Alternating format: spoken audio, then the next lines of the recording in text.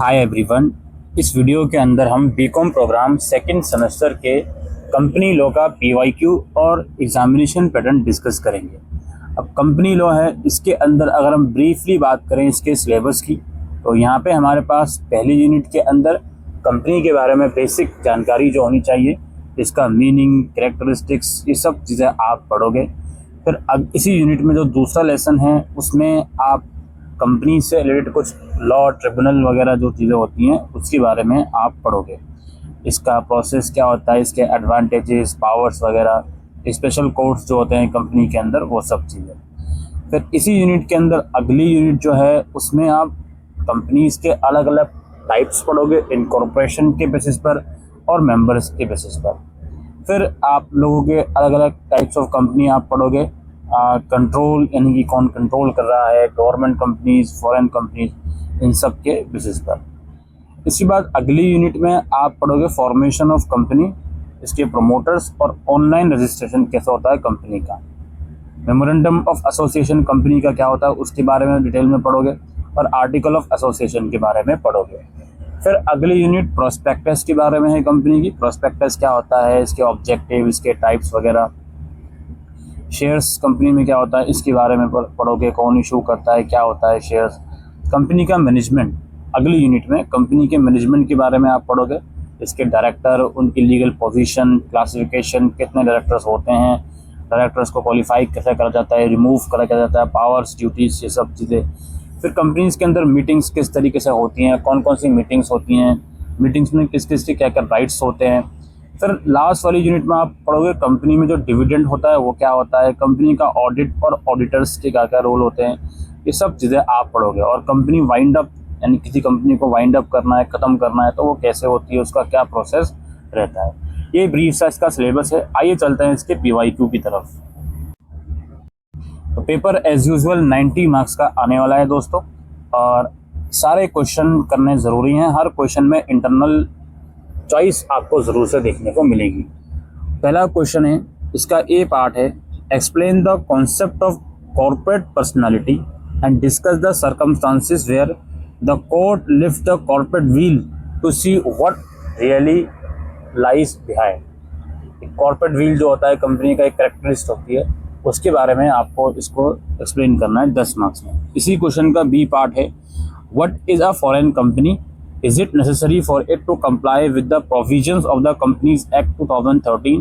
if so, to what extent? Foreign company क्या होता है, क्या ये कंपनीज एक्ट 2013 के जो प्रोविजंस हैं उसको फॉलो करना इसके लिए ज़रूरी है, अगर है तो किस हद तक, वो आपको बताना है। तो इसी क्वेश्चन के इंटरनल चॉइस में जो क्वेश्चन है इसका ए पार्ट है, define a private company. Private company क्या है और प्रोविजन बताओ कंपनीज एक्ट के अंदर जिसके थ्रू एक पब्लिक कंपनी जो है वो प्राइवेट कंपनी में कन्वर्ट हो सकती है, इसके प्रोविजंस बताओ।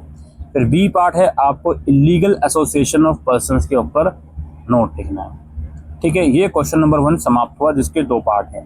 अच्छा, कोई भी क्वेश्चंस आप कर रहे हो उसके दोनों पार्ट एक साथ ही अटेम्प्ट करने हैं। फिर आता है क्वेश्चन नंबर 2, इसका ए पार्ट है, state the importance of memorandum of association of the company, explain the procedure relating to the alteration of the registered office clause of the memorandum of association। अब एक company बनती कैसी है उस वाली unit में जो क्वेश्चन आया है कि एमओए क्या होता है, और इस एमओए के अंदर जो कंपनी का रजिस्टर्ड ऑफिस होता है उसको जो अल्ट्रेशन का जो उसका प्रोसेस होता है वो आपको बताना है। फिर बी पार्ट है, preliminary contracts are nullity, comment on this statement and explain the position of the promoter regarding such contracts। फिर इसके इंटरनल चॉइस में क्वेश्चन है, who is promoter, एक प्रमोटर जो होता है कंपनी का वो कौन होता है और उसकी लीगल पोजीशन क्या होती है प्रमोटर की एक कंपनी के संदर्भ में जो कंपनी उसने प्रमोट करी होती है। फिर दूसरा इसका है, doctrine of indoor management was initiated as an exception to the doctrine of constructive notice, elucidate the given statement. ये क्वेश्चन नंबर 2 समाप्त हुआ। फिर 3 आता है, what do you understand by forfeiture of share. Forfeiture of share का मतलब होता है कोई शेयर होल्डर शेयर का अमाउंट पे नहीं कर पाता तो उसके शेयर को फॉरफीट कर लिया जाता है, तो वो पूछा गया है कि ये क्या होता है। और explain the requirement of valid forfeiture of share by a company, can the forfeited share be reissued. ये आपको बताने की क्या क्या रिक्वायरमेंट होती है कंपनी की जिसमें वो शेयर फॉरफिट कर सकती है, और क्या इस शेयर को फॉरफिट करने के बाद दोबारा कंपनी इशू कर सकती है या नहीं, वो आपको बताना है। फिर बी पार्ट है प्राइवेट प्लेसमेंट ऑफ सिक्योरिटीज़ क्या है जी, और क्या कंपनी जो है प्रोस्पेक्टस इशू करती है प्राइवेट प्लेसमेंट में, वो आपको बताना है। फिर इसका इंटरनल चॉइस में क्वेश्चन है explain the process of book building, can it be use in case of buyback of shares. Book building का प्रोसेस बताओ, क्या बायबैक ऑफ शेयर में ये यूज़ किया जा सकता है। और आप बताओ transfer and transmission of share में डिफरेंस क्या है। इसके बाद क्वेश्चन नंबर 4 है what is proxy, is it essential for a proxy to be a member of a company. ये कंपनी के डायरेक्टर वाले जो हैं मैनेजमेंट कैसा कराता है कंपनी को, उस वाली यूनिट में से आया प्रॉक्सी क्या होता है, और प्रॉक्सी के लिए ज़रूरी है कि कंपनी का मेंबर होना चाहिए। और प्रोविज़न बताओ कंपनीज एक्ट 2013 की इंडिपेंडेंट डायरेक्टर के संदर्भ में, इंडिपेंडेंट डायरेक्टर के लिए कंपनी क्या प्रोविज़न है वो बतानी है। इसके इंटरनल चॉइस में क्वेश्चन है explain various modes through which directors are appointed to the board of a company. किस मोड के थ्रू एक डायरेक्टर्स जो होते हैं बोर्ड ऑफ कंपनी में डायरेक्ट किए जाते हैं। और इसका बी पार्ट है it is not mandatory for every company to hold the AGM. Annual general meeting जो होती है हर कंपनी के लिए ज़रूरी नहीं है कि इसको होल्ड करे। क्या आप इससे एग्री हो।